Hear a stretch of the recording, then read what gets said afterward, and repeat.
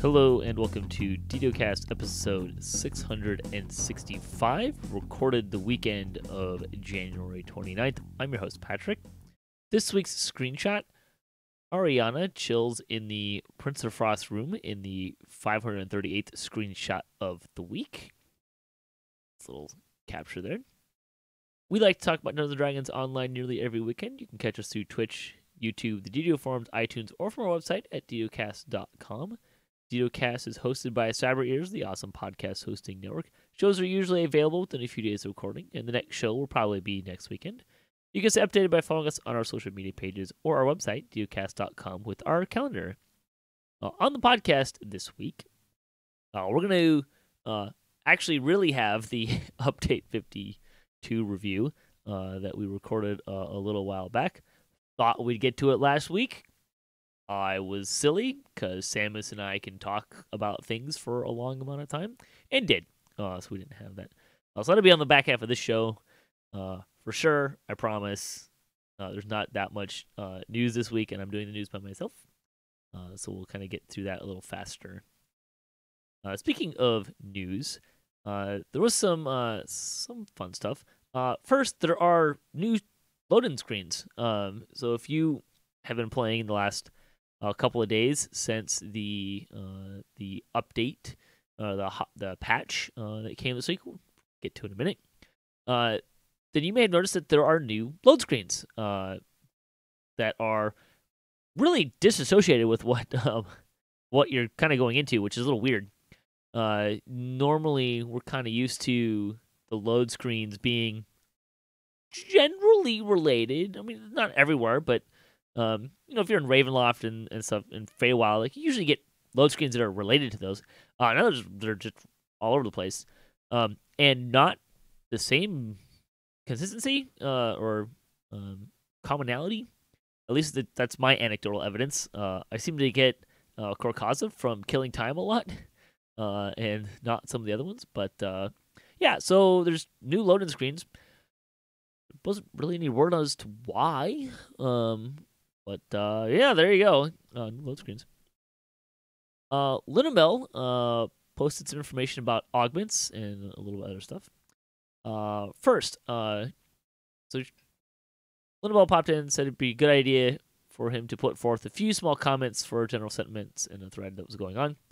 One, yes, we're indeed planning on releasing some new augment vendors in an upcoming patch. Something you'll see in the next Lamania. The 50k Remnants line was, he thought, a pretty clear joke. Right now we charge 5 times less for a permanent tome. Obviously, we're not going to price these augments out of reach. They're meant to be generic and available. They're unbound, tradable, and debuted as being available in random loot. The intention here is to greatly increase the supply. If we don't meet that mark, let us know, and you'll be able to check this out in the preview server well before the release. In the future, he'll try to make things more clear when they're meant to not be taken literally. That's something he can definitely work on.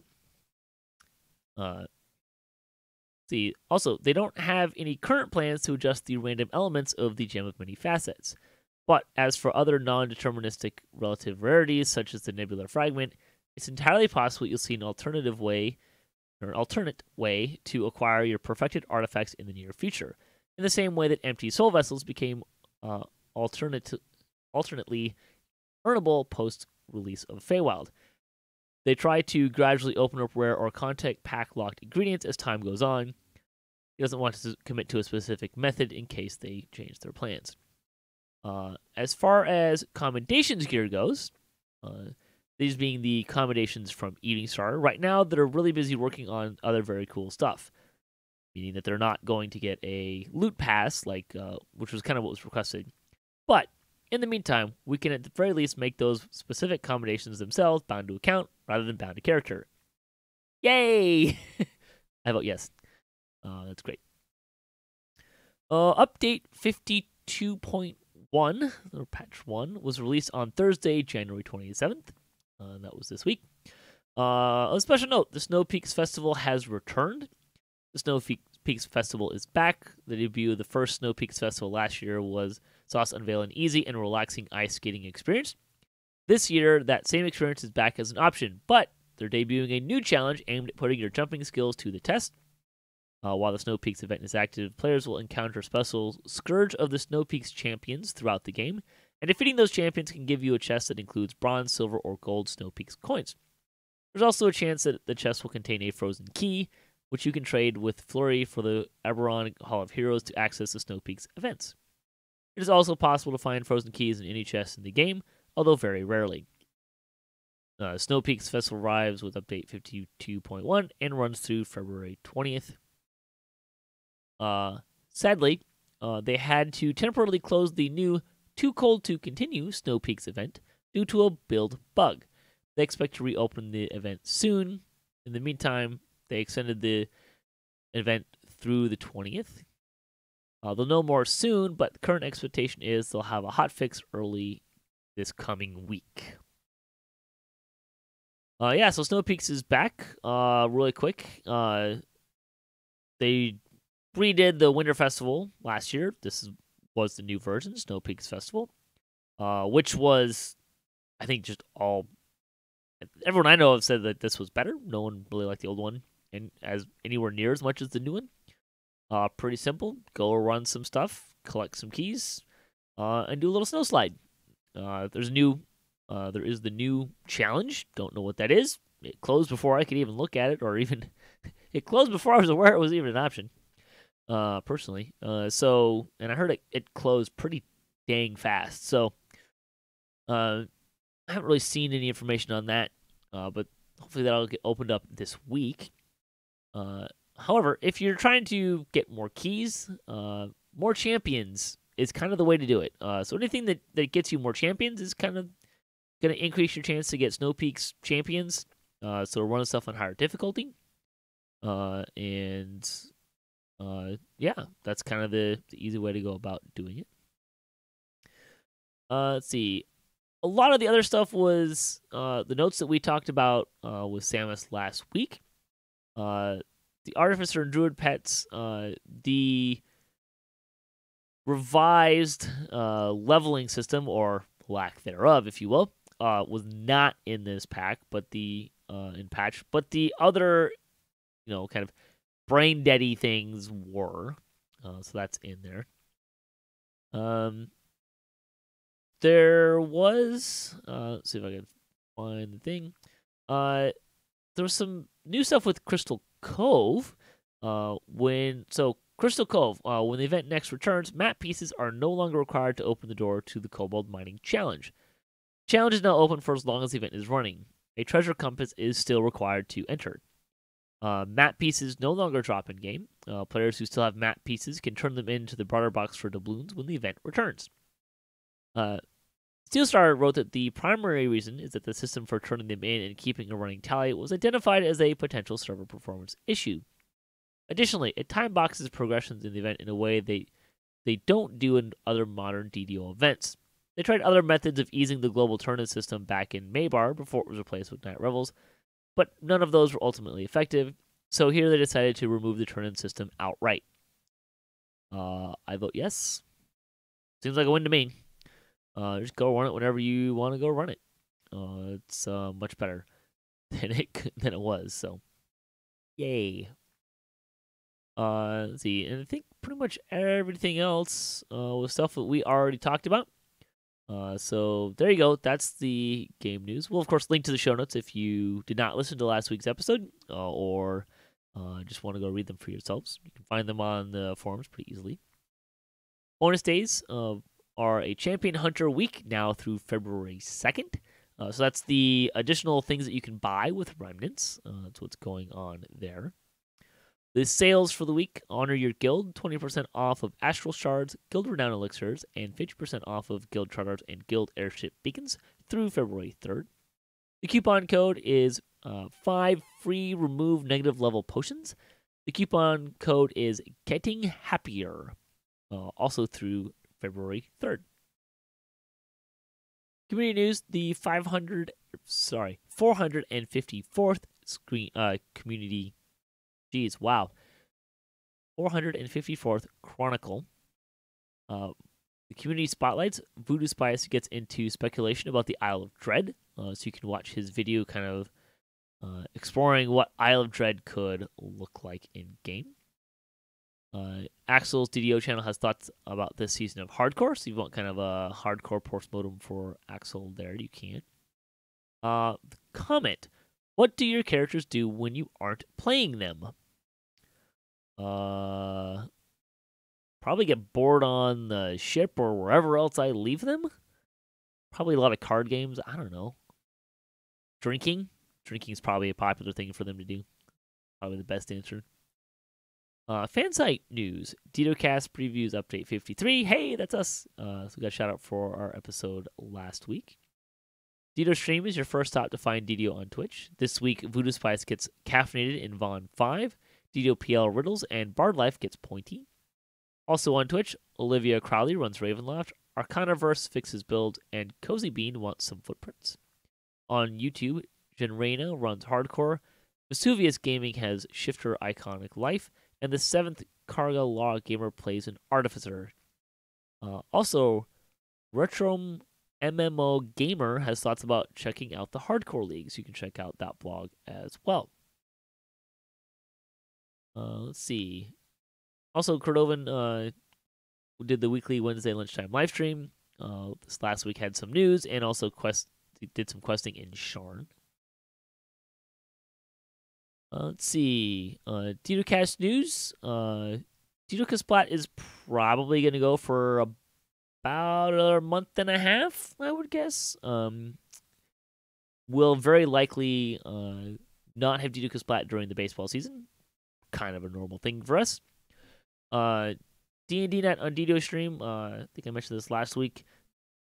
Thirds, we'll just have fewer DMs at the moment, so that's probably not going to be every Sunday.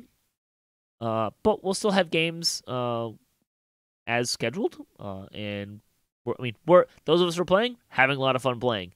Probably not going to play a whole lot more than that, but we're enjoying it. So there you go. That's kind of what's going on there.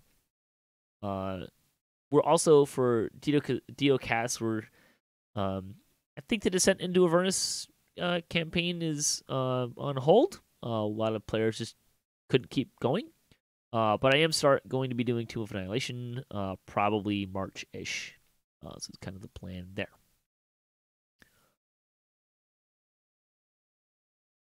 All right, a little bit of lightning post here. We had Mark wrote in saying, reminded him how much of he loves Heroic Abbot, one room, asterisk. Yeah, I'm not. This is probably in reference to our discussion about one room in raids and whether or not they're enjoyable or not. Yeah, it's kind of I don't think we really talked about it, but there's kind of this other meta question. What's a one room raid?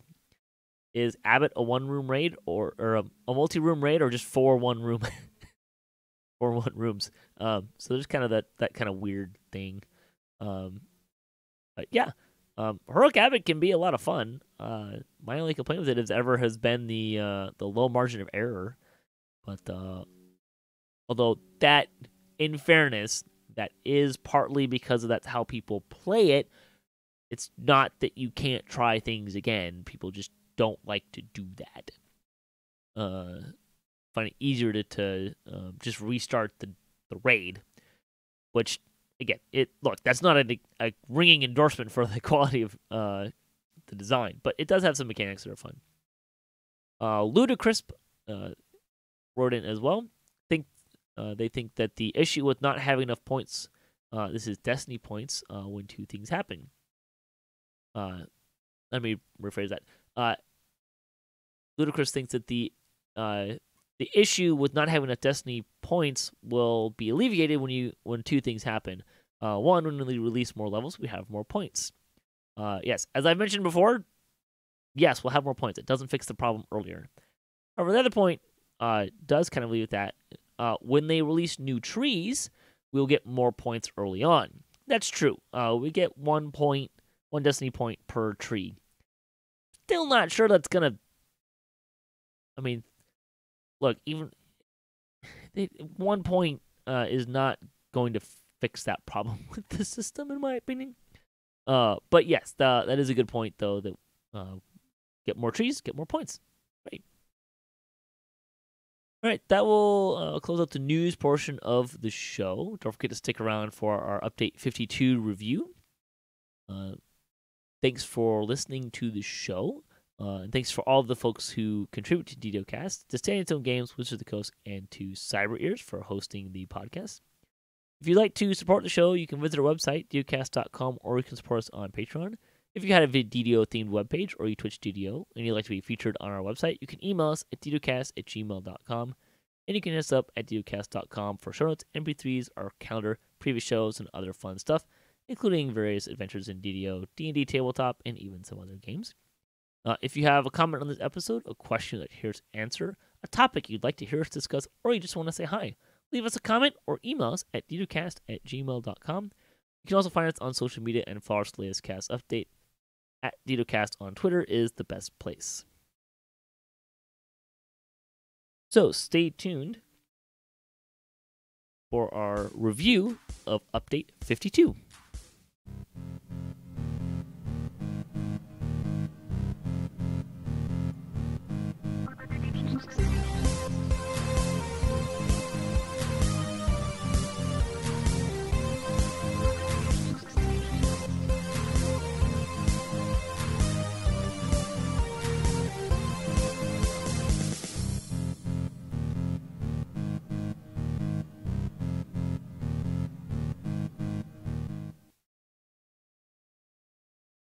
All right, welcome to our Update 52 review.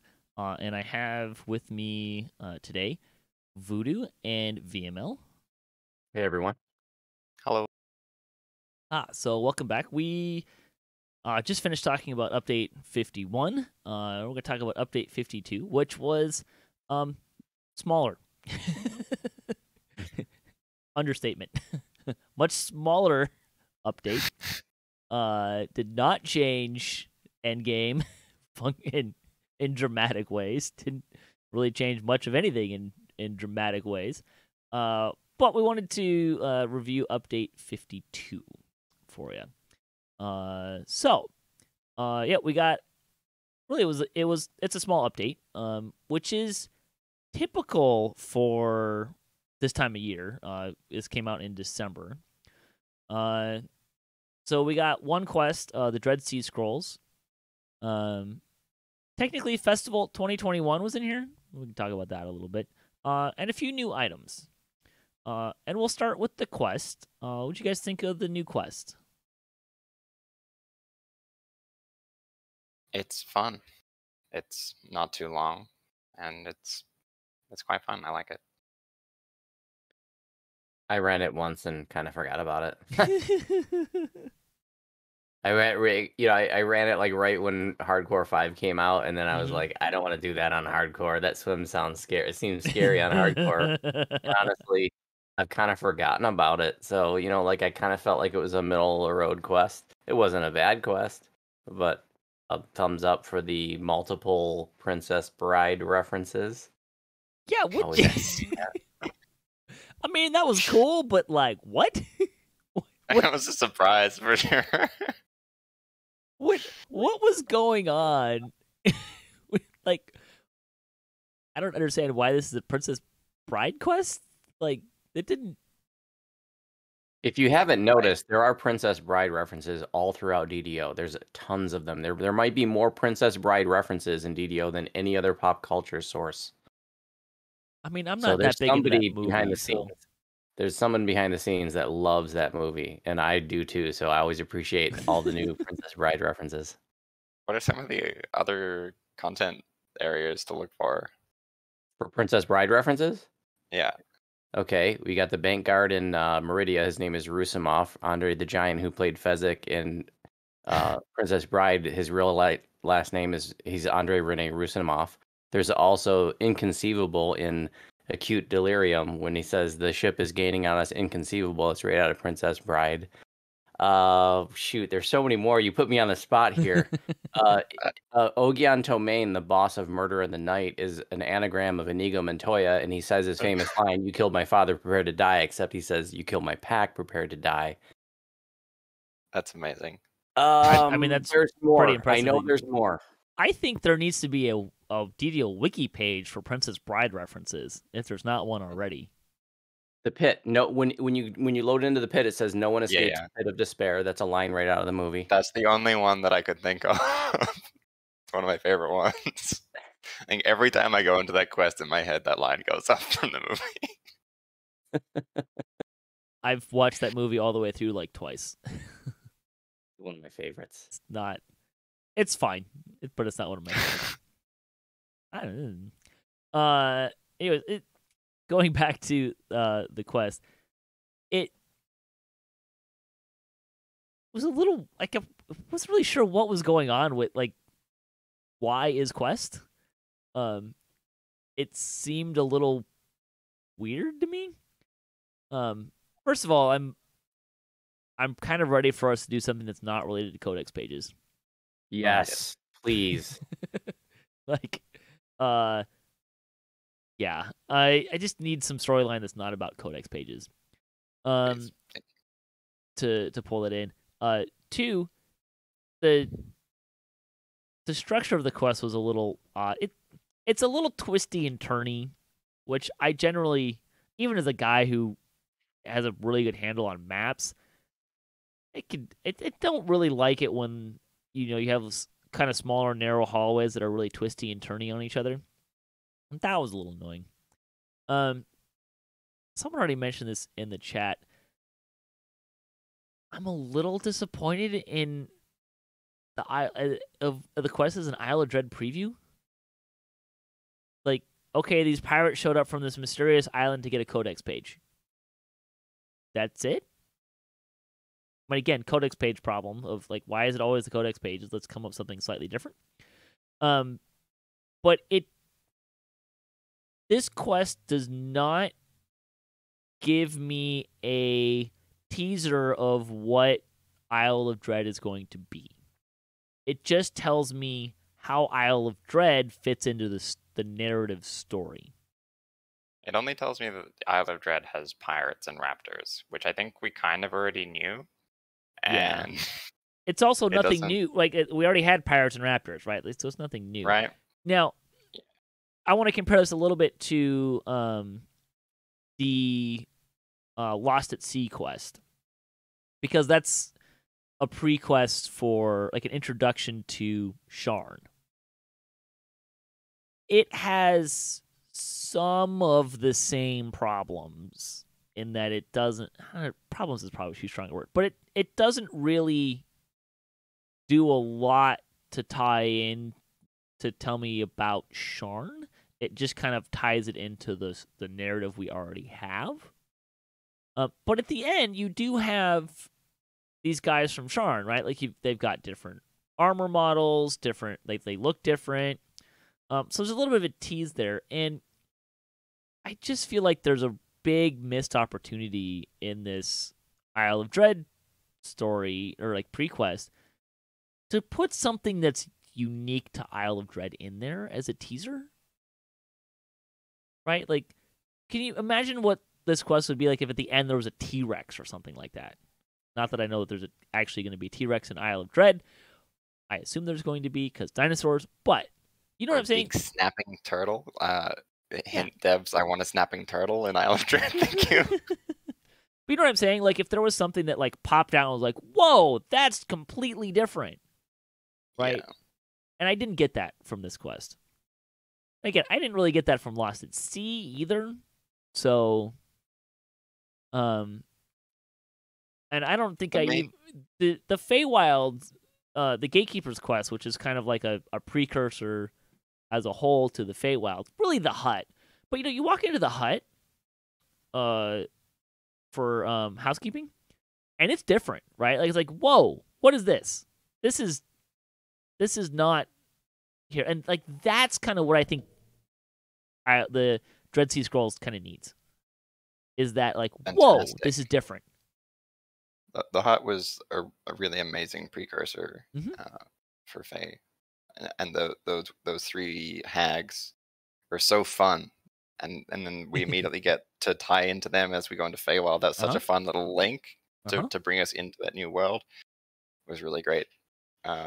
Whereas Dread Sea Scrolls is just part of my daily rotation now for doing our 10s, and it has a good piece of loot in there. That's about it. Yeah. I see it, it just kind of broaching the subject, broaching the topic of Isle of Dread. So I'm not, I feel okay about that. Now, that said, I would love it if it did more to sort of, bridge us there. And in fact, nothing to me tops, the function that the Lords of Dust Chain did when Menace of the Underdark came out. That was an amazing time. Going into the first expansion, we had the 3 quests, and at the end we had the mini movie. And I'm when I saw that mini movie, and I saw Loth, I pooped myself when I saw that movie for the first time. And I'd love to have that kind of excitement again for an Isle of Dread prelude. I don't necessarily need an actual trailer, but yeah, like that one too. Spinner of Shadows, right? Like you've got this like whoa moment of like, hey, there's Loth. It really really pulls you into that, like you want to see what's next. And this quest did not have that for me. It did not. I mean, I want to go to Isle of Dread already, but this quest does not have a trailer moment, a wow moment to sell me on Isle of Dread. Yeah. So, and they've done it like doesn't generate a lot of enthusiasm, that's for sure. And I think you're right. Like Spinner of Shadows and we mentioned Housekeeping. Like those were done really well. Ravenloft didn't have that. I don't know that Ravenloft really needed it. I don't really know that Isle of Dread really needs it either. But if you're gonna have a prequest, like I think Ravenloft is so narratively driven that it really survives without any precursor or anything. And a lot of people who play pen and paper, like so many people who play this game have played pen and paper and will be familiar with Ravenloft, and the consistent feedback on that is that they did an amazing job. So I really hope that they get in that realm with Isle of Dread. A lot of their stuff that they take directly from pen and paper, they do a wonderful job with. So I'm excited for it there. But as a trailer, this quest is lackluster. Yeah. Now, I will also say there may be another factor happening sort of behind the scenes, because I don't think Portent of Dread was supposed to come out when it did. I think it was supposed to come out in the first quarter, because I think what we were supposed to have was the whole Wild Hunt theme pack and raid. But I don't know this. I just think this because of what was said in the producer letter and stuff, that was supposed to be the end of the year. They didn't have time to finish it, so they pushed that off. And I think Portent of Dread got pushed up and rushed. So maybe, like, hypothetically speaking, they might have done a little bit more. I don't know. I just suspect. You're probably not wrong. I mean, I think that's there. So, yeah. Although, on the flip side too, like usually they're working on art assets pretty early on in the process. So, I feel like they probably could have thrown something in here that was Isle of Dread. Not that Raptors aren't Isle of Dread, but we have Raptors already, and they didn't. Granted, I wasn't necessarily looking really closely, but I didn't see anything that made these Raptors look different than Raptors we already have. Everything looked like it was recycled, which, again, as far as using everything to recycle, it was a fine quest. Did a good job recycling it and making it an interesting quest. The puzzle was creative and interesting. I didn't take the time to solve it because I was in a party and doing some other stuff, and it was like, well, me trying to figure out this puzzle for the next 20 minutes isn't that fun for everybody else. So I didn't really. So the puzzle doesn't lead you anywhere that you really want to go. You get a chest that doesn't drop named loot for a fair bit of puzzling time. Yeah. It's a little disappointing. Yeah, it's fair. I mean, maybe someone can correct me. Maybe you can get named loot from there, but I'd not been bothering with that for this reason.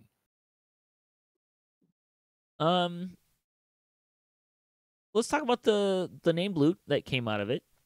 I know there's kind of a new fun item in here that people like. There's also just generally some items in here.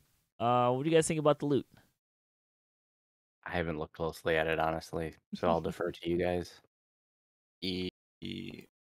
So this is the update where the butterfly crown and the ring of prowess became no longer must slot items, and so I was really excited for there to not be a whole sequence of best in slot melee items, and they kind of got replaced where Raptor Teeth Necklace is a best in slot. If you're a DPS, you should wear this item. But a big part of its power is very conditional. You have to be killing stuff or you have to be getting hit. So it's much less raw power in that regard. And so I kind of like the design of this item, and it's good without its proc, but you wear it for its proc. And so I quite like the design of this item, even though it's so strong. It's at least much more flavorful than the kind of butterfly is just here's a bunch of stats. You know? Right. Other than that, the quest gear is the rest of the quest gear is not that interesting to me. But that's the one that kind of stands out. I do want to point out that the heroic Raptor Teeth Necklace also has Relentless Fury, which I think is the lowest level item with Relentless Fury on it. Because it's level 6. Oh, then the Black Dragon Tassets. Oh, right. From yeah. Fae. Yeah. But it's another option, right? So if you don't have Feywild, you can get this at level 6. But that's just kind of a nice. It strikes me as a really solid heroic melee gear item. Also, the maul in heroic is also pretty good. I mean, it's got Ghostbane 2 and Undead Bane 2 on it. So that's like 4d10 extra damage against undead. Plus it does another 2d8 damage. This is a skeleton beater. I mean, it's appropriate. It's named Skeleton Hunter. But that one strikes me as a really solid, low level item to grab for a melee character. So I'm not entirely sure how big that the legendary version will be, but at least for skeletons, it probably would do fine. I don't think the base damage is very high for a maul, though. So, yeah. The thing with this update, though, is that it brought in a handful of nice quality of life changes. My favorite one is not actually really a quality of life change, but I love it, is when you earn a Reaper point, you get that little red circle of XP around you now. I love it. No, that's nice. It's nice for sure. But also, like, you can view your percent HP increase now. You can, like, there's in your plus tab on the character sheet. You can see that. It's they reduced the scaling on plat for resetting your stuff. There's a few things that I really like from this update that are just quality of life things. Right. Voodoo, anything kind of miscellaneous stuff you want to throw out? I'm trying to look at something here. I mean, I really like that we can add Reaper stats to our gear. It costs 100 of those thingy dingies. I've got 5. I'll get there someday. I spent a month on hardcore. Okay, so maybe I would have had a little bit more, but yeah, only 95 to go. So if you're sitting there thinking I'm never gonna get this, you're not alone. So I've made one item so far, but I was really grinding for it. I like the addition. I like the mechanic. It needs tweaking. And here's why. If you want to go grind this out, here's what you do. Go run Keep on the Borderlands on Reaper, because it's really low cost to re-roll for shards, and you just re-roll until you get Reaper stuff, and then you go crunch it. There is no incentive to run higher level, higher skull stuff to get these bonuses, which is why I mentioned this last week. I think that they should make it so that when you kill a Reaper, you have a small chance to get one of the as Voodoo said, the thingy dingies. And make that a little bit higher for Doom Reapers and Despair and Vengeance Reapers. But I think that helps with that issue. Yeah. Or give me more stuff that I can trade in for Reaper fragments. Like if I could turn in 10,000 Mysterious Remnants for like 10 Reaper fragments, sure, that'd be cool. Like just a little bit of sideways access. I also don't like that you need 50 Reaper points to access this system. I think that's ridiculous. I was about to bring that up.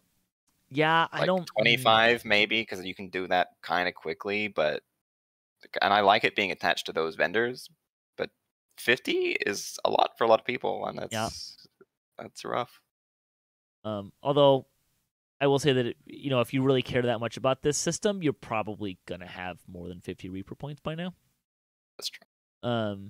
But yeah, I'm not sure getting it that high is great. So that's... But I like that the system is there.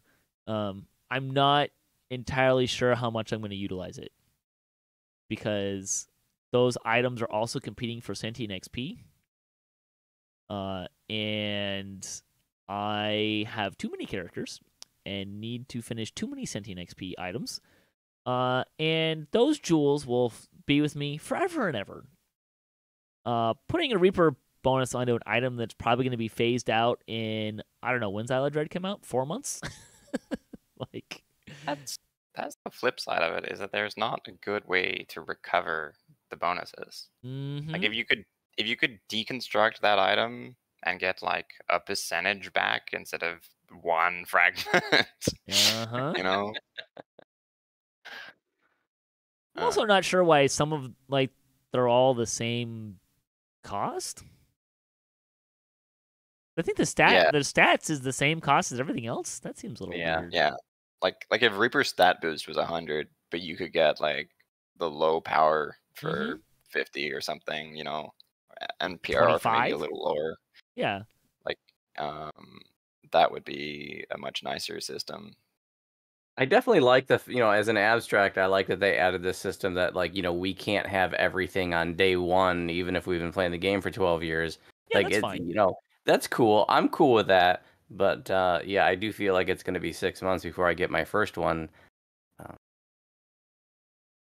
Yeah, and it's meant to be like a sort of a stretch goal, right? It's meant to be something that you sort of like slowly work at instead of completing it in a week. But the costing doesn't make sense, and the fact that you're paying the same for a Reaper stat helm is nonsense. But yeah. Yeah, I don't know that the costing is going to get me too much into a bundle or an issue. I just would like it to be... I like systems that, as I'm running and doing what I would normally be doing, I can benefit and utilize. And this system is really not that system. Because again, like I already mentioned, like if you really want to go maximize this, and you're going to run stuff that's easier stuff to run, quick stuff to run, low cost to reroll shards. Like that's the most effective way I've seen to power through grinding some of that stuff out. And that's not really fun to me. So yeah, like if there was a scaled incentive to run higher skulls, like maybe like doing higher skulls gets you a higher percentage for the boost or something where that's incentivized for doing, and then also the quest level as well, because it's ridiculous that the best way to do this is at level 1, where it should really be that it's an end game thing. It's meant to be an end game system. It's for end game players who've been playing for a long time, so it should be benefit but it should benefit endgame players to do endgame stuff. Not create a character at level 4 and go grind this stuff out. Yeah. Yeah. That's kind of where it loses a little bit for me. A note on one of the other quality of life things, I like that they added a visual for, if you're on death timer. I don't think it's noticeable enough. I'd love if they put the countdown timer over the skull in the, in the party lineup, or even have the countdown timer inside the death waffle over your head. That would be cool. But the way it is, hit points, right? Because you're dead. So. I barely even notice the fact that it's a different color. Yeah. The thing that I've been focusing on is not the color, but that the skull stays constant. Yeah, it's not flashing. Yeah, it's not flashing. That's the thing that I find the better indicator. But yeah, I think you're right, and I've seen this kind of criticism before. Like it does feel like it needs to be a little bit more noticeable. It's a good change. It's a solid first start. Again, like with the Reaper thing we were just talking about. Like there's a really solid first step here. But it could be a little better. Maybe if the skull was different somehow, that might help. Like it was a or if you had like a little Reaper scythe instead of a skull or something. Yeah, right. Like a different symbol to say that cannot be raised versus the alternating, the one that's when they're alternating. I think that would be a good next step to go. I don't think color is going to work because as a system, it's very cool. It's just not as good as it could be. Yeah, agreed. Something else I want to throw out there: planar shards are now bound to account. That's fun. I'm pretty happy about that. Reminds me that I should probably go and like. Now I'm trying to remember if I've already dumped them into my bank, and if I have, why have I not spent some of them yet? But it also would probably be kind of neat if they added like a large augment bag to that vendor. Just saying. Yes, please. Although they did just put dimensional augment bags on sale for 75% off, and I might have bought a couple of those anyways. So details. Yeah, still like, come on. So, my olds can't afford to be buying dimensional bags. Yeah.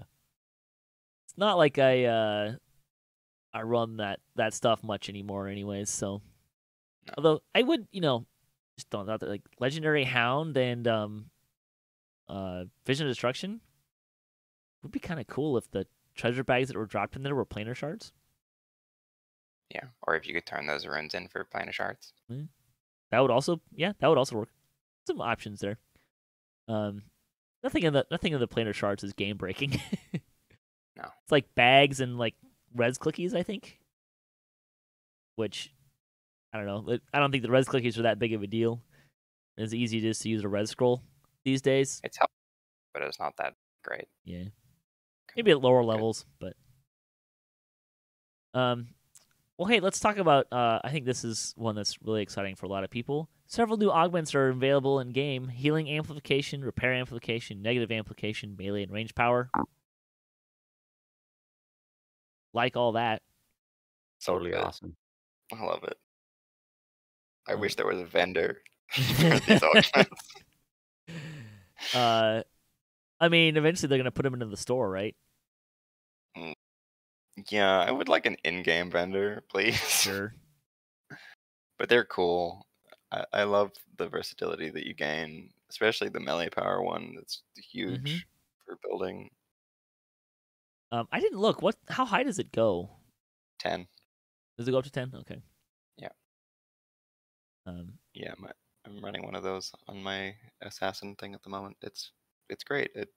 And I love that they then made the butterfly crown typed. Like all that melee power stuff is typed now, and it's all typed the same.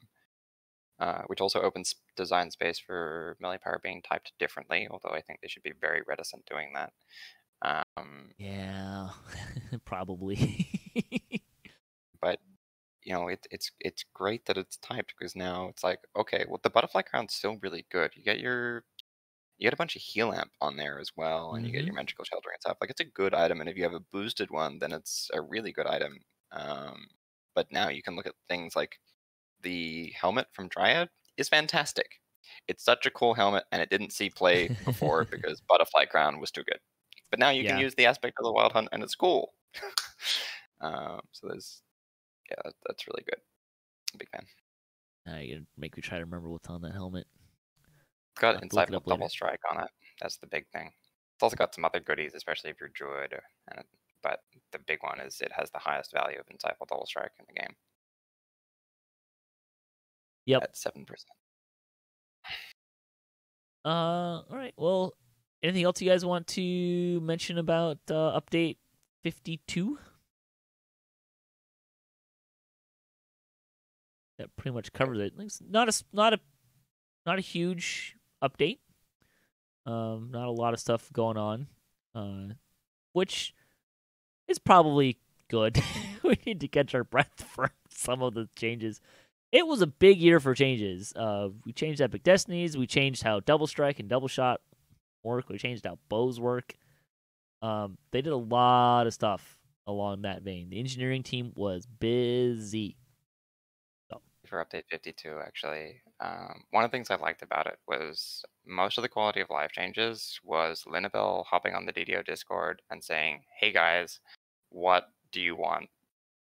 What systems would you like to work better, and what things would you like to be working better?" The melee power augments is an example of that, and that's sort of a nice thing where it's sort of like, we're gonna do that. We're just gonna put out this little quality of life update. What do you want? And that was cool. I just saw something I should mention. Oh, the teleport items now being bound to account. That's nice. Next time the anniversary comes around, I'll probably actually get a D12 now. I think those were bound to character before. That was good. I like that. Yeah. It's always nice to get a bunch of that stuff in there, right? You get a bunch of like little quality of life, little tiny things, makes the game feel better. The interaction with the dev amongst that, also really great. So, all right, last chance. Anything about update 52 or 51? We talked about that earlier. Nah, I feel pretty good. Yeah. Voodoo, close us out by telling us about your stuff. Yes, you can find me live streaming a morning show Monday through Friday, 9 a.m. to 3 p.m. Eastern on my Twitch channel, Vooduspyce. I also stream Thursday night raids, and you can find me streaming a morning show as well as teaching raids for new players on Saturdays on the DDO stream. And you can also find over 1,000 DDO videos on my YouTube channel. Quest walkthroughs, raid guides, crafting tutorials, all kinds of good stuff. Viamel, you want to plug Jungles of Kyber again? Yeah, sure. What did I say before? It's a server-wide Discord channel it's a community Discord channel. You'll be able to find a link with the podcast. I will relink it in chat, even though you guys will probably got to see it. It's really good. It's a great resource. We pug raids there, and we have a lovely build depository, build discussions system in that Discord. Come join. It's a Discord community geared towards people who play on Kyber. Yeah.